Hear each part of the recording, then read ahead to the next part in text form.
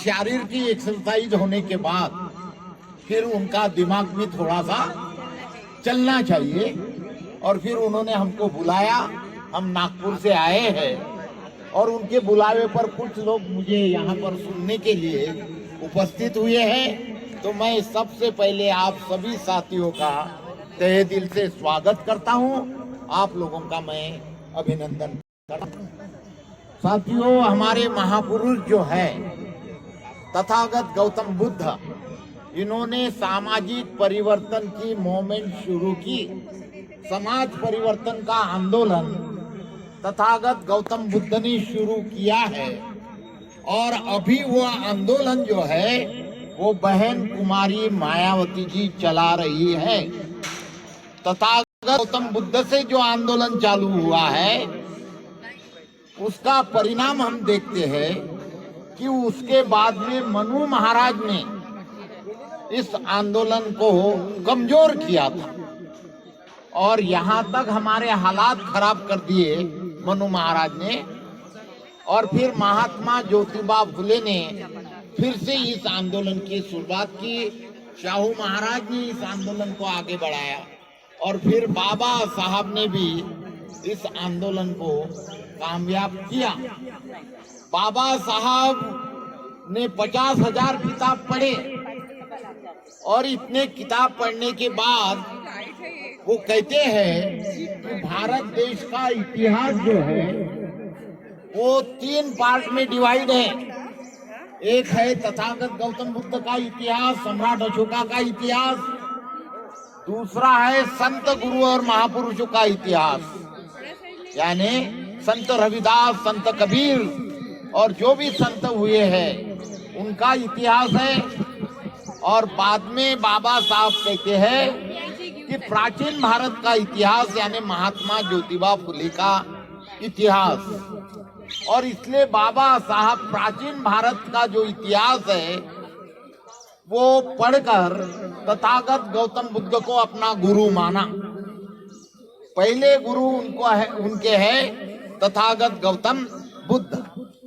दूसरे गुरु जो मध्ययुगीन भारत का संतों का इतिहास है तो उनके गुरु है संत कबीर। और आधुनिक भारत का जो इतिहास चालू हुआ है महात्मा ज्योतिबा फुले से, तो महात्मा ज्योतिबा फुले को भी वो अपना गुरु मानते हैं। और इसलिए प्राचीन भारत का इतिहास तथागत गौतम बुद्ध जो है, इन्होंने इनको ज्ञान के सागर बोलते हैं। तथागत गौतम बुद्ध को क्या कहते हैं? ज्ञान के सागर। आज तक इतिहास में इतने बड़े विद्वान कहीं पर भी सृष्टि पर जन्म नहीं लिया है तथागत गौतम बुद्ध से, जिन्होंने राजपाट त्याग कर लोग दुखी क्यों है और इनको सुखी कैसा बनाया जाए, इसके लिए उन्होंने पूरा अपना लाइफ सैक्रिफाइस किया तथागत गौतम बुद्ध। और तथागत गौतम बुद्ध ने ज्ञान को बांटा है। कुछ बौद्धिस्ट लोग यहाँ पर हैं तो उनको पता है तथागत गौतम बुद्ध ने ज्ञान को कितने बिंदुओं में बांटा है।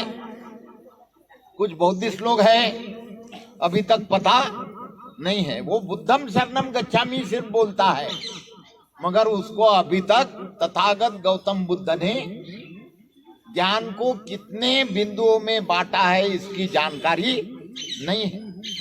तथागत गौतम बुद्ध ने 61 बिंदुओं में, 61 बिंदुओं में ज्ञान को बांटा है। जैसे हम किताब परचेज करते हैं तो चैप्टर 1, चैप्टर 2, चैप्टर 3 रहते हैं, वैसे तथागत गौतम बुद्ध का ज्ञान 61 बिंदुओं में बांटा है। पहला बिंदु क्या है? पहला चैप्टर क्या है? पहला प्रिंसिपल क्या है बुद्धिज्म का? किसी को पता है? नहीं है। पहला बिंदु है अत दीप भव। पहला बिंदु बुद्धिज्म का क्या है? अत दीप भव, यानी अपना उद्धार खुद करो, स्वयं प्रकाशित हुआ। अपना उद्धार खुद करो, यानी स्वयं प्रकाशित हुआ। पहला प्रिंसिपल है। दूसरे प्रिंसिपल जो है उसमें दो है। बुद्ध मार्गदाता है, मोक्षदाता नहीं है। बुद्ध आपको सुखी होने का मार्ग बताएगा, मगर पूजा पाठ करके सुखी नहीं बनोगे बोलते। आप लोग मेरे मार्ग के हिसाब से चलोगे तो खुद भी सुखी बनोगे, संसार को भी सुखी बनाओगे। तीसरा बिंदु क्या है जिसमें तीन आते हैं? तीसरा बिंदु क्या है? हम त्रिशरण बोलते हैं। त्रिशरण में क्या करते हैं बौद्धिस्ट लोग? बुद्धम शरणम गच्छामि, धम्मम शरणम गच्छामि, और उसके बाद में संघम शरणम गच्छामि। बुद्धम शरणम गच्छामि यानी क्या? जो बुद्धम शरणम गच्छामि बोलता है उसको इसका पता नहीं है। बुद्धम शरणम गच्छामि यानी क्या? मी बुद्धाला शरण जातो। कशासाठी शरण जायचं? अनुसरण। बुद्धम शरणम गच्छामि, ठीक है, सिंपल में हो गया मी बुद्धाला शरण जातो। पण कशासाठी शरण जायचं? क्यों जाने का शरण? कुछ बताएंगे? बुद्ध ज्ञान के सागर है, और हम जब बुद्धम शरणम गच्छामि बोलते हैं, शरण जाते हैं, तो किस लिए जाते हैं? कि बुद्ध के पास जो ज्ञान है मैं हासिल करने के लिए शरण जा रहा हूं। बुद्ध का ज्ञान हासिल करने के लिए, बुद्ध के पास जो ज्ञान है सुखी होने का, वो हासिल करने के लिए शरण जा रहा हूं। अगर मैं शरण नहीं गया और अहंकार में रहा तो मुझे ज्ञान प्राप्त नहीं होगा। और इसलिए हमको बुद्धम शरणम गच्छामि यानी मैं शरण जा रहा हूं, इसलिए ज्ञान हासिल करने के लिए। धम्मम शरणम गच्छामि बोलते हैं, यानी क्या? धम्मम शरणम गच्छामि यानी क्या? मी धम्माला शरण जाता। और धम्म यानी क्या? धम्म को शरण जा रहे यानी क्या? धम्म यानी आचरण, जीने की कला। जब इंसान सृष्टि पर जन्म लेता है तो उसका आचरण धीरे धीरे बिगड़ते जाता है। जब जन्म लेता है तब उसका आचरण अच्छा रहता है। जब माँ जन्म देती है बेटे को तो उसका आचरण बिगड़ा हुआ नहीं रहता है। मगर जैसा जैसा जिस वातावरण में पलता फूलता है उसका आचरण बिगड़ते जाता है। और फिर बिगड़े हुए व्यक्ति को आचरण सुधारना है तो धम्म में वो शक्ति है। तो बिगड़े हुए आदमी को कहाँ जाना है? धम्म की शरण जाना है। यानी मैं मेरा आचरण सुधारने के लिए आया हूं। अब किसी को दारू पीने की आदत गिर जाती है, अब उसको आदत छुड़ाना है तो धम्म को शरण जाना पड़ेगा। फिर वो शपथ लेता है, बीवी बच्चों की शपथ लेता है कि मैं उद्यापासून दारू सोडेन। और फिर वो प्रयास करता है मगर छूटती नहीं है, तो उसको छुड़ाने के लिए धम्म के शरण जाना पड़ता है, संकल्प करना पड़ता है।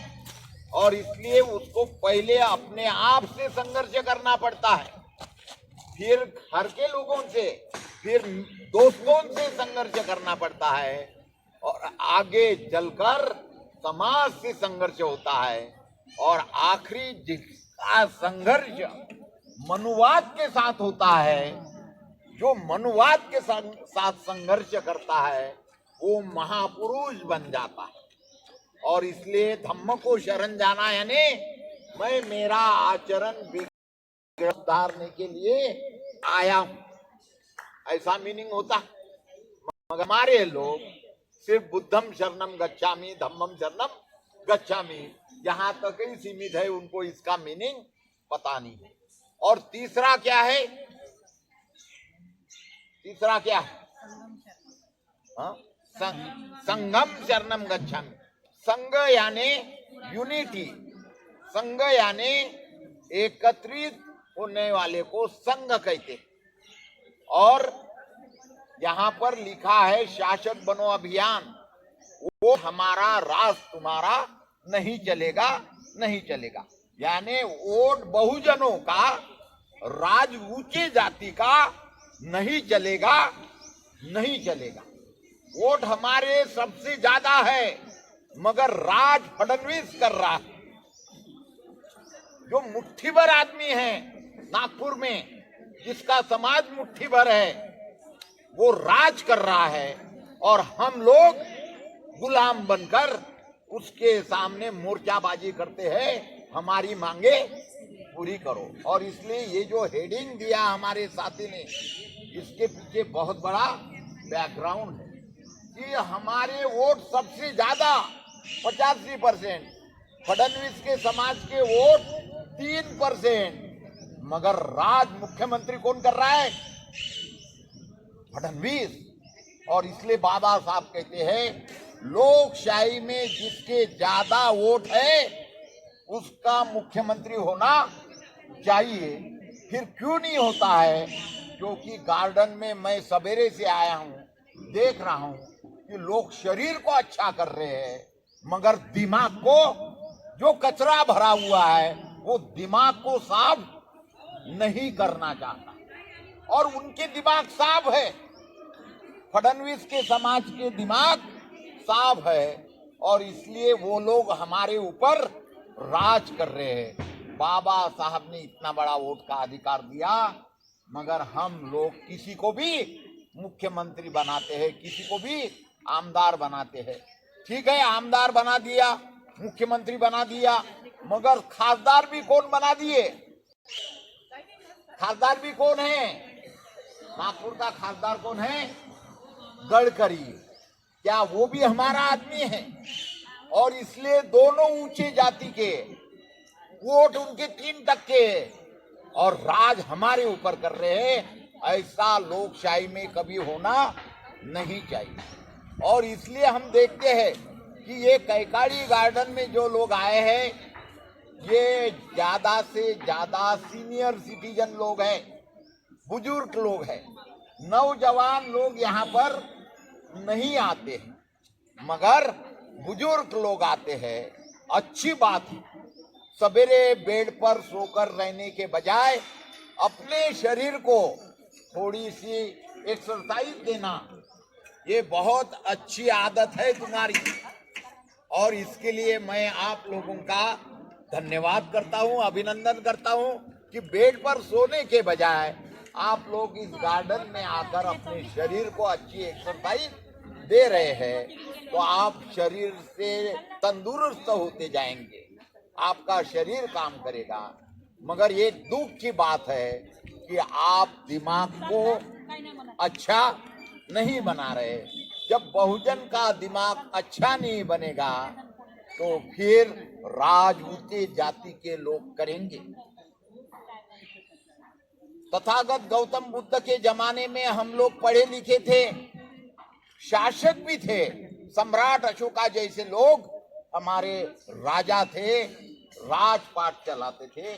और उस वक्त भारत देश में सोने का धूर निकलता था, बोलते हैं, यानी हम सुखी संपन्न थे। मगर हमारा राजपाट मुट्ठी भर लोगों ने छीन लिया और फिर हमारी शिक्षा पर भी बंदी लगाई। हमको धन संचय नहीं करने का अधिकार नहीं, शस्त्र बाढ़ने का अधिकार नहीं। और फिर उन्होंने संविधान लिखा, मनुस्मृति संविधान, और मनुस्मृति संविधान ने हमारे ऊपर बंदी लगाई, कानूनन बंदी लगाई। और उसका परिणाम ये हुआ कि जो सम्राट अशोका के जमाने में हम लोग हुक्मरान थे, शासक थे, तो हम धीरे धीरे गुलाम थे मुट्ठी लोगों के। और फिर महात्मा ज्योतिबा फुले ने इंग्रजों को समझाया कि हमको ये मनु महाराज ने गुलाम बनाया है और हमारी गुलामी दूर करने के लिए हमको शिक्षा कर दो। और इसलिए इंग्रजों ने महात्मा ज्योतिबा फुले की बात को माना और उन्होंने हमको शिक्षा का अधिकार किया। अपनी पत्नी सावित्रीबाई फुले को भी उन्होंने पढ़ाने के लिए तैयार किया। और जब सावित्रीबाई फुले पढ़ाने के लिए निकली तो सिर्फ 6 लेडीज पहले बार उसके स्कूल में आई, क्योंकि शिक्षा के लिए लेडीज को मनाही थी। मगर कुछ 6 लेडीज ने हिम्मत की तो सावित्रीबाई फुले ने 6 लेडीज को ही पहले पढ़ाना चालू किया। जैसे आज गार्डन में 100-200 लोग आए थे, मगर अब यहाँ पर कितने लोग बैठे? 20-25 लोग बैठे। वैसे ही सावित्रीबाई फुले ने जब शिक्षा चालू की तो सिर्फ 6 लेडीज ने हिम्मत की, और आज हम देखते हैं कि करोड़ों लड़के लड़कियां स्त्री पुरुष आज पढ़ रहे हैं। अब किसी को मनाही नहीं है। और यहां तक हमने देखा कि सावित्रीबाई फुले जब पढ़ाने के लिए घर से बाहर निकलती थी तो जिनको ये पसंद नहीं था तो वो गोबर फेंक कर भी मारता था। वो लोग गोबर फेंक कर भी मारते थे, कोई तो पत्थर भी फेंक कर मारते थे, और फिर उनका खून बहता था। स्कूल में जाकर साड़ी बदलती थी, मगर पढ़ाना छोड़ा नहीं। और इसका परिणाम देखते हैं कि सावित्रीबाई फुले ने जो हिम्मत की उस जमाने में, तो आज हम देखते हैं कि जब पुलगांव का हमला हुआ था तो आज जो आतंकवादी के अड्डे को नेस्तनाबूद करके आई तो पुरुष करके नहीं आए। एक कुरैशी करके लेडीज है जिसने वो जो राफेल प्लेन है वो चलाया, और एक चर्मकार समाज की भूमिका सिंह करके लेडीज है, उसने उसको साथ दिया। दोनों ने मिलकर आतंकवादी के अड्डे नेस्तनाबूद करके वापस आए। अगर उस जमाने में सावित्रीबाई फुले ने हिम्मत नहीं की होती तो आज हम सुरक्षित नहीं रहे। 177 साल के बाद वो आज भूमिका सिंह कुरैशी वो विमान चला रही है, कोई इंजीनियर बन रही है, कोई डॉक्टर बन रही है, कोई अधिकारी बन रही है, कोई मुख्यमंत्री बन रही है, कोई देश चला रही है। ये माता सावित्रीबाई फुले की देन है। मगर कितनी स्त्री आज सावित्रीबाई फुले को मानती है, जय जयकार करती है, क्योंकि उसके दिमाग में सरस्वती घुस गया। विद्या की देवता कौन? सरस्वती। सरस्वती ने विद्या की देवता थी तो हम अनपढ़ रहते थे क्या? और इसलिए सावित्रीबाई फुले का हमारे लोगों को ज्ञान ना होने के कारण हम लोग सरस्वती को विद्या की देवता मानते हैं। फिर महात्मा ज्योतिबा फुले ने काम चालू किया, उनको भी बहुत लोगों ने सताया। पिताजी ने उनको घर के बाहर निकाल दिया, और फातिमा शेख एक जो मुस्लिम स्त्री थी उसने उनको रहने के लिए अपने घर में जगह दी, और फिर दोनों काम करते रहे। आज जो भारत देश में बहुजन समाज के लोग जो पढ़ लिख रहे हैं, ये देन किसकी है? महात्मा ज्योतिबा फुले सावित्रीबाई फुले की देन है। और फिर शाहू महाराज, एक कुंभी समाज का व्यक्ति, उसको इंग्रजों ने राजा बनाया कोल्हापुर का, और उनके दिमाग में आया कि अब महात्मा ज्योतिबा फुले के कारण मेरे समाज के कुछ लोग तो पढ़े लिखे, मगर इनको कोई आसानी से नौकरी नहीं देगा। किसी ने भी मोर्चेबाजी नहीं की कि हमको रिजर्वेशन दो करके, मगर शाहू महाराज ने बिना बोले 50% रिजर्वेशन अपने दरबार में यानी आरक्षण दिया नौकरी के लिए। और फिर शाहू महाराज के कारण हमारे लोग नौकरी में लगने लगे, और शाहू महाराज को आरक्षण के जनक भी कहते हैं। अपने जन्मदिन पर, अभी किसी का तो भी यहाँ पर जन्मदिन हुआ, मगर वो केक खाए और अब होटल में समोसे खाने चले गए, मगर कोई फैसला नहीं कर पाए। वो गाय बकरी बैल जैसे करते हैं वैसे ही इनका बिहेवियर। मगर यहाँ पर कुछ लोग यहाँ पर आए और यहाँ से अनाउंस हुआ तो उनको 10-15 मिनट रुकने की भी इच्छा नहीं हुई। गाय बकरी बैल बैल जैसे जी रहे और फिर यहाँ पर केक काटे। परंपरा जो है बर्थडे के वक्त केक काटना, और यहाँ पर थोड़ी देर बैठकर सुनने के लिए भी राजी नहीं। और इसलिए फडणवीस जैसे, गडकरी जैसे लोग हमारे ऊपर क्या करते हैं? राज करते हैं। और शाहू महाराज ने जो रिजर्वेशन दिया, तो मैं आदिवासी, मैं भी रिजर्वेशन से इंजीनियर बन गया और फिर करोड़पति भी बन गया। लाखों रुपए पगार मिलता था और फिर रिटायर हुआ तो करोड़पति भी बन गया। अगर शाहू महाराज ने ये काम नहीं किया होता, नौकरी में आरक्षण, तो मेरी जिंदगी भी आदिवासी की नहीं बनती। फिर बाबा साहब को शाहू महाराज ने उत्तराधिकारी बनाया। बाबा साहब को शाहू महाराज कुणबी तेली को नहीं बनाया। राजेशाही में क्या नियम था कि अपने बेटे को राजा बनाना, मगर पहला राजा है जिसने राजेशाही का नियम तोड़ा। और उसने एक अछूत जाति का व्यक्ति, जब उनको पता चला कि ये विदेश से पढ़कर आया है, तो उन्होंने अपना उत्तराधिकारी बाबा साहब को बनाया। और बाबा साहब फिर कहते हैं अंग्रेजों को कि हमें सिर्फ शिक्षा और नौकरी देने से काम नहीं चलेगा, हम इस देश के हुक्मरान होना चाहिए, इस देश की सत्ता हम चलाना चाहिए। आप विदेश से आए हो, आज ना कल जाने वाले हो, और इसलिए जाने के पहले हमको हुक्मरान बनाने के अधिकार दो। और हुक्मरान बनाने के लिए काय का अधिकार चाहिए? वोट का अधिकार। और इसलिए बाबा साहब ने कहा कि गांधी जी तो देश छोड़ो बोल रहे हैं, आप देश छोड़कर जाएंगे क्योंकि आप विदेशी लोग हो, मगर देश जाने के बाद इस देश का राजपाट कौन चलाएंगे? तो बाबा साहब बोले, जिसकी जितनी संख्या भारी उसकी उतनी भागीदारी होना चाहिए। हम लोग 85% में हैं, तो राजपाट हमारा होना चाहिए। और अंग्रेजों ने बाबा साहब की बात मानी, और फिर अंग्रेजों ने भी बाबा साहब की इंग्लिश वाणी समझ गए, और उन्होंने भी बाबा साहब को वोट का अधिकार दिया। और यहाँ तक बाबा साहब ने बोला, हम आपके भी गुलाम हैं, हम ऊंचे जाति के भी गुलाम हैं, हम डबल गुलाम हैं।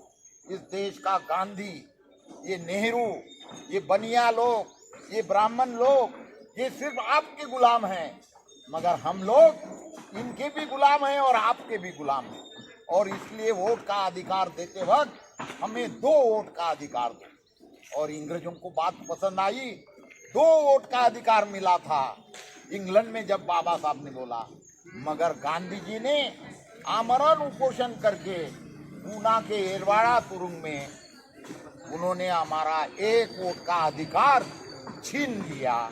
बाबा साहब को मजबूरन 1 वोट खोना पड़ा, मगर आज हमारे पास 1 वोट का अधिकार है। और बाबा साहब कहते हैं, गांधी जी ने 1 वोट छीना तो क्या हुआ, अभी भी आपके पास 1 वोट है, और हर इंसान को 1 ही वोट देने का अधिकार है। अगर आपके दिमाग में मुझे शासक बनना घुस गया, तो आप लोग अपने बेटे को, बेटी को इस देश के आमदार, खासदार, मंत्री और चीफ मिनिस्टर और प्रधानमंत्री भी बना सकते हैं। ये बाबा साहब ने कहा। और इसलिए बाबा साहब कहते, जाओ अपने घरों के दीवारों पर लिख लो कि तुम्हें इस देश की शासन करती जमात बनना है। मगर कितने साल बीत गए। 18 अगस्त 1932 को बाबा साहब ने कहा था, जाओ अपने घरों की दीवारों पर लिख लो, और 2025 है। और फिर देखते हैं कि 90 साल बीत गए देखते देखते, मगर हम लोग बाबा साहब का जय जयकार करते हैं, जय भीम बोलते हैं, छाती ठोक कर बोलते हैं, मगर हम लोग बाबा साहब का सपना पूरा नहीं करते।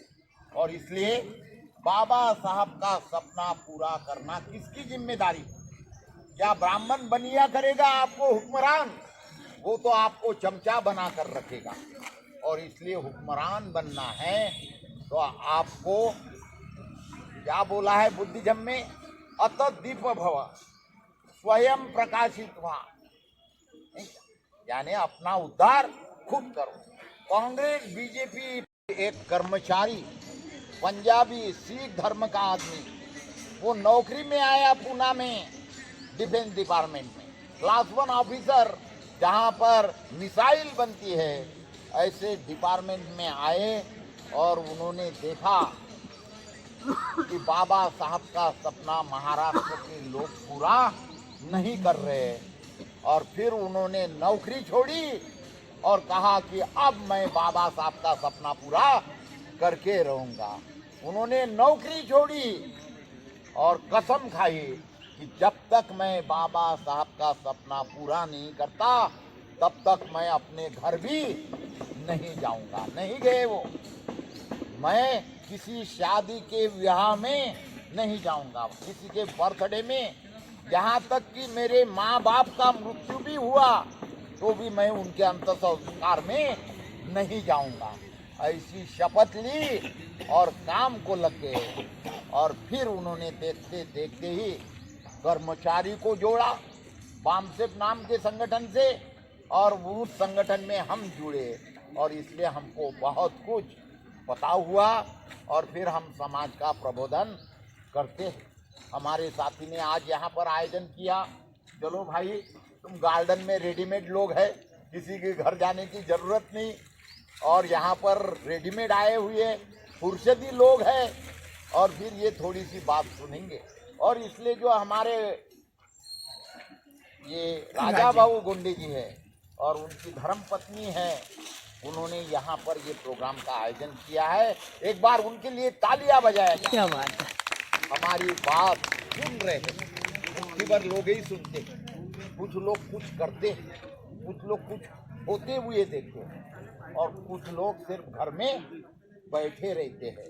मगर आप लोग आज यहाँ पर कुछ सुनने के लिए बैठे हैं, और इसलिए आप लोग भी धन्यवाद के पात्र है, और आपके लिए भी एक बार तालियां हो जाए। और इसलिए फिर अतत दीप भव, अपना उद्धार खुद करो।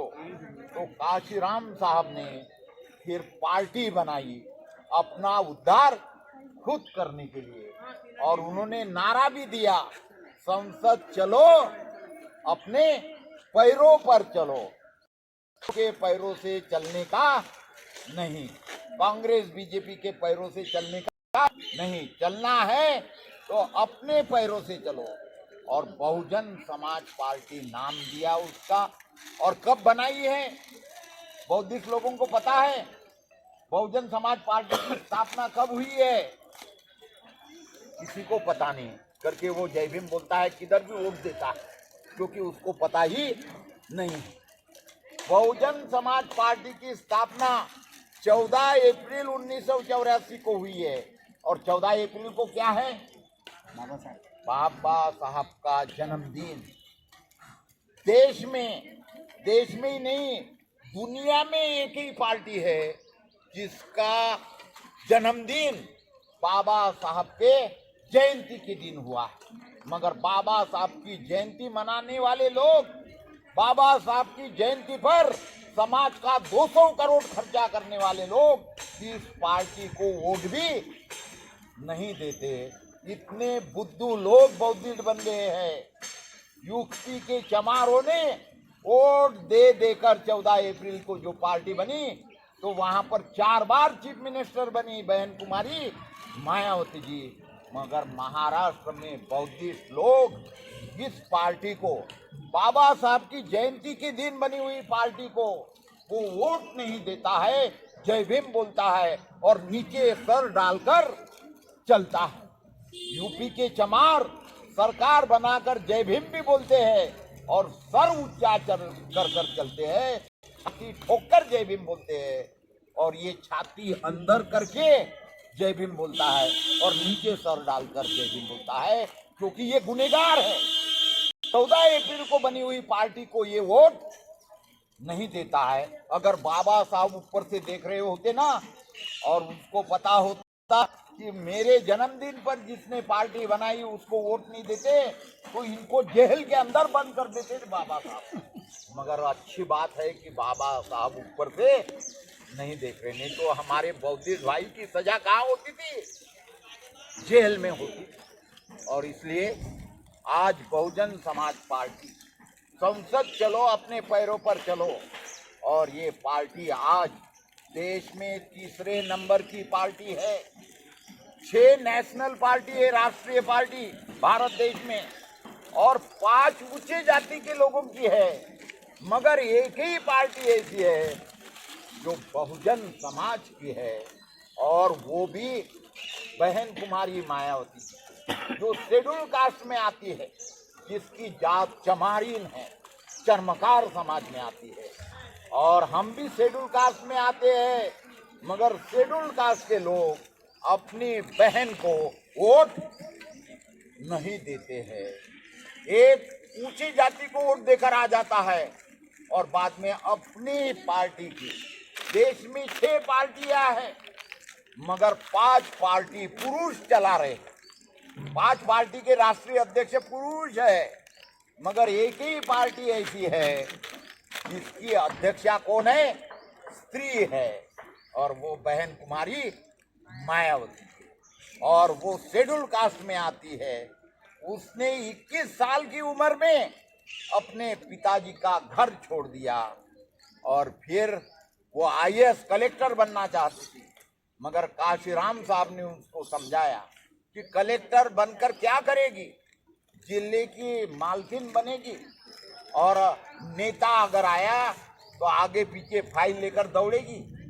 तेरे में दोनों गुण है बोले, कलेक्टर बनने के भी और नेता बनने के, और मैं चाहता हूँ बोले कि तू नेता बन। कलेक्टर की कमी नहीं है, कमी है तो नेता की है। और फिर पिताजी की तमन्ना थी कलेक्टर बन, और काशीराम साहब ने उनके दिमाग में घुसा दिया नेता बन, तो बाप बेटी में झगड़ा हो गया। और फिर इतना झगड़ा बढ़ गया कि पिताजी ने कंडीशन लगा दी कि तुझे नेता बनना है तो मेरे घर में रहना भी है। तो उसने अपने पिताजी का भी घर छोड़ दिया, और 21 साल की उम्र में टीचर बीएड थी, वो भी नौकरी भी छोड़ दिया, और काशीराम साहब के साथ बाबा साहब का सपना पूरा करने के लिए निकल पड़ी। 21 साल की लड़की बहुजन समाज को जागरूक करने के लिए ने पिताजी का घर छोड़ दिया। लड़की घर कब छोड़ दिए? पिताजी का कब छोड़ दी है? शादी के बाद। मगर ये पहली लड़की है जिसने बिना शादी से अपने पिताजी का घर छोड़ दिया। किस लिए? तो बाबा साहब का सपना पूरा करने के लिए। और देखते ही देखते 68 साल की हो गई है। कितने साल की? 68 साल की। और 4 बार मुख्यमंत्री बनी, 2 बार खासदार बनी, और अभी वो प्रधानमंत्री बनने की तमन्ना रखकर काम कर रही है।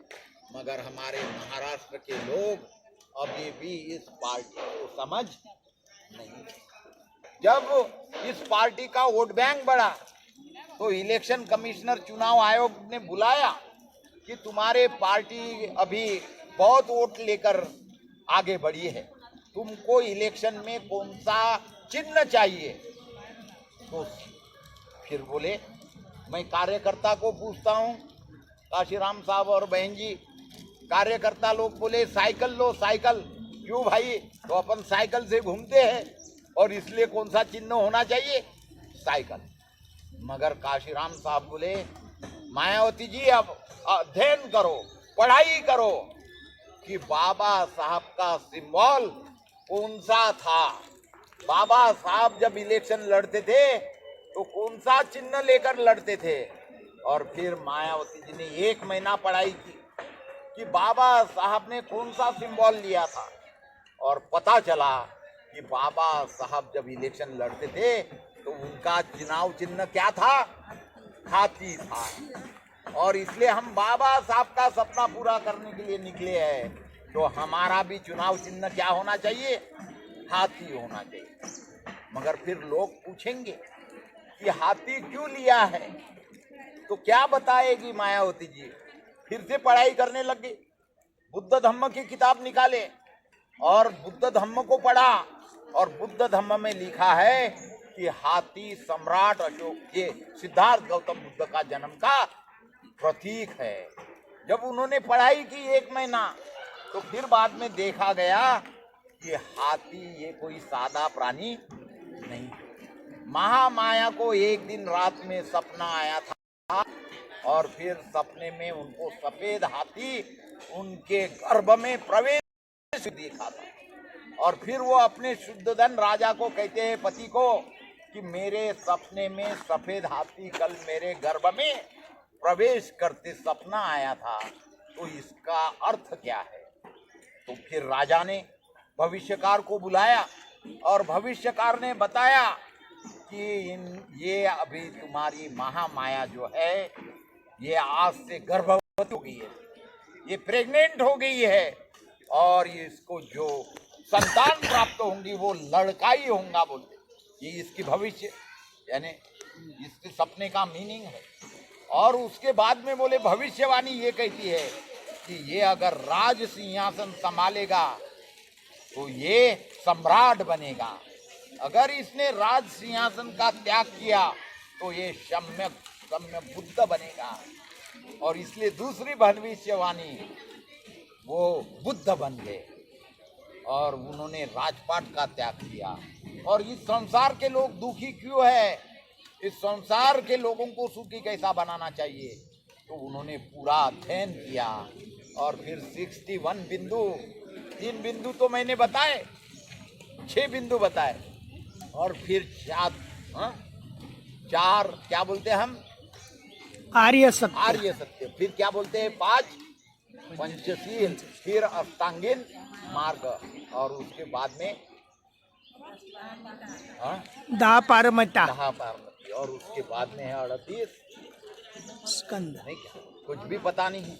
अगर आप सिर्फ पंचशील तक ही अपने आप को बुद्धि के हिसाब से चले तो खुद भी सुखी बन जाओगे बोलते।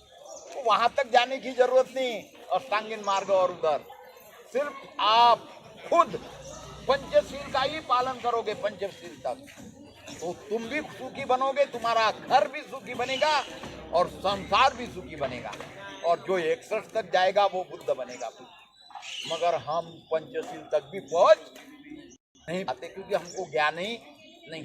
हम सिर्फ बुद्धम शरणम गच्छामि बोलने का और अपना घर में रहने का, नहीं क्या, पूजा पाठ वाले बुद्धिस्ट बने। और बुद्ध बोलता है मेरी पूजा मत करना, मैंने बताए हुए मार्ग से चलना।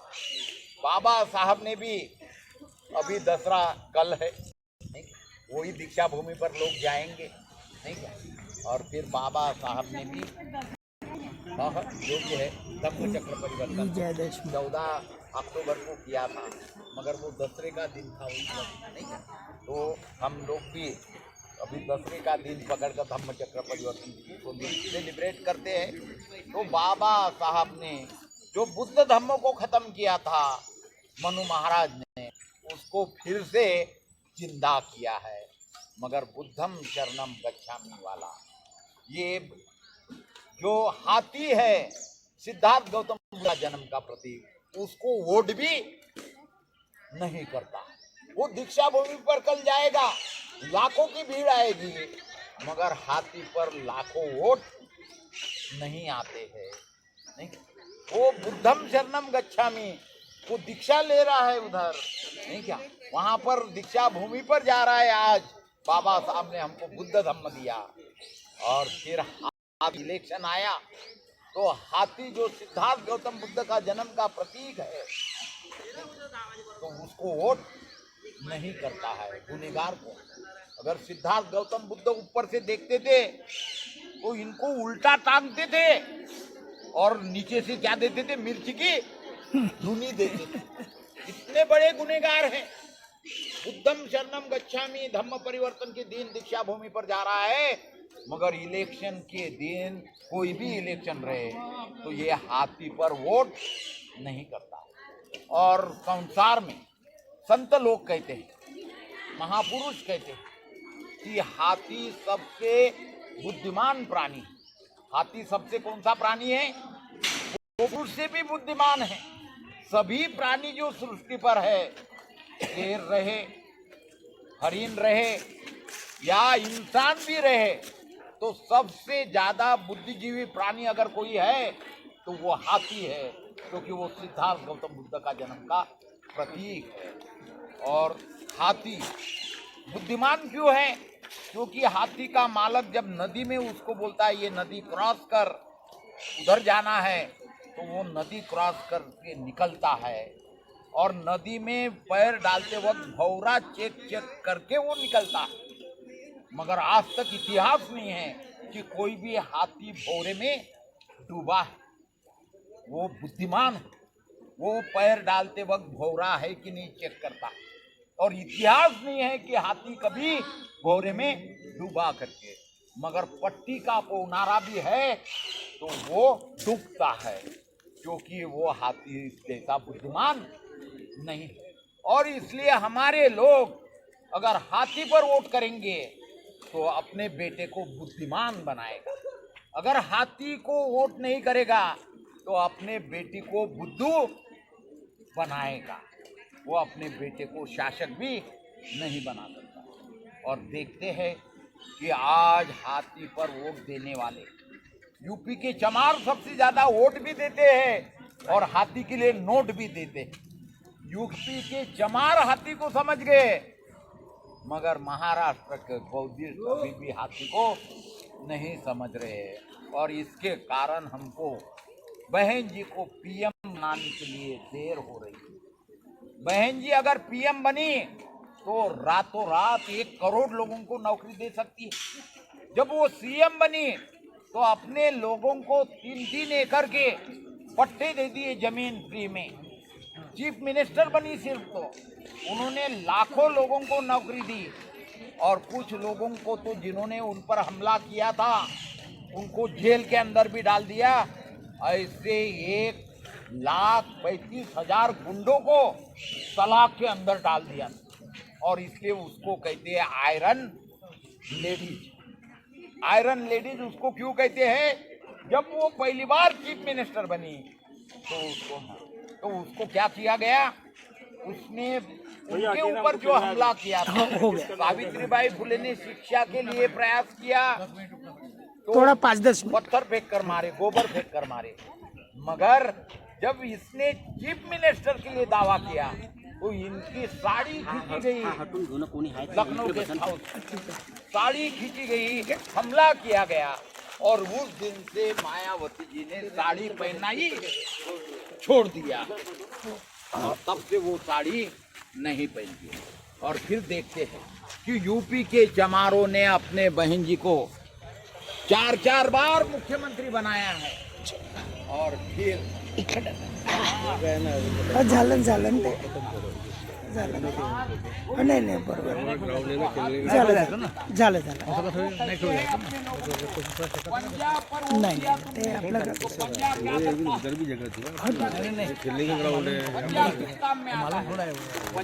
आपलं कोई भी आए ना तो ये वहाँ बर्थडे था नहीं, वहाँ बर्थडे शुरू था। तो क्या करता है? कमल कोई का हरकत चिंता है। नहीं हमारा नहीं ठीक आहे, एक दिन नहीं खेलने की बात ही नहीं है। हा तो तोपर्यंत संपणार आहे, त्याच्यामुळे लेट झालं। तो अर्धा तास तिकडे गेला, कीचड़ में ते तिथं बर्थडे होता ना, आपने शाम से तिकडे सुरू केलं। ते अर्धा तास लेट झालं, नाही तर या वेळेपर्यंत संपत होता। हाथी पर कौन सवार होते थे? राजा का। आपका बेटा क्या कहलाएगा? राजा का बेटा। चॉइस आपका है। आप अपने बेटे को कीचड़ में फेंकना चाहते हो, चाहते हो कि राजा का बेटा बनाना। हो और इसलिए आपको निर्णय लेना है। मेरा आदिवासी का काम है बताना, आपका काम है सुनना, और मैंने बताई हुई बातों पर आप लोग अध्ययन करें, चिंतन करें, शरीर को व्यायाम दे रहे हैं, दिमाग को भी एका गार्डन देत नाही कारण तिथे आहे खेळायचं मैदान नाही राजा का बेटा बोला है, नाही हे इलिगल आहे यांनी इलिगल आहे हे इनलिगलच आहे ना बायांनी ऑब्जेक्शन घेतलं खूप वेळा मैं आपको तसं वादाची गोष्ट होते म्हणून करून म्हणत मेरे वाणी को विराम देता आला हूँ। म्हणे जय भीम, पूर्ण जय तोच आहे ना म्हणून आधी नव्हता तो दुसला म्हणे तो तसंच आहे झालं समापन झालं धन्यवाद साहेब. आज आपल्या मनामध्ये तिथे एक फोटो घेऊ तिथे एक फोटो घेऊ एक फोटो घेऊ चला गोपालजी खांबाळकर साहेब इथं आले. मानक्षेत्री ट्रेनर आहे. त्यांनी आपल्याला जे भगवान बुद्ध बाबासाहेब आणि बहुजन समाज पार्टीबद्दल काही माहिती दिली, काही समजवण्यात आलं, त्याच्याबद्दल आपल्याला मार्गदर्शन केलं. त्याचं मी त्यांच्या गार्डनच्या सगळ्या मित्रमंडळीच्या वतीने आणि साथी हात बढाना संस्थेच्या वतीने त्यांचं खूप खूप हार्दिक अभिनंदन करतो की त्यांनी आपला किंचित वेळ काढून इथं आले.